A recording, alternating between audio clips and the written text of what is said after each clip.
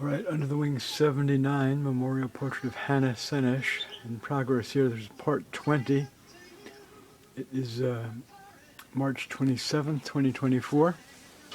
I reworked some background areas around the chicken at lower left.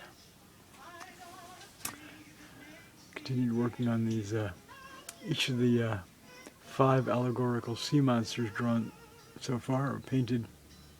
Insect there too. And I have to say this, I've done quite a few allegorical sea monsters in this series, in the Sightseeing with Dignity Human Rights Art series, and in 2 artworks, drawings I did in 2017 about the sailing ship St. Louis. And it's unusual for me to come up with something that's completely unlike anything else I've ever drawn.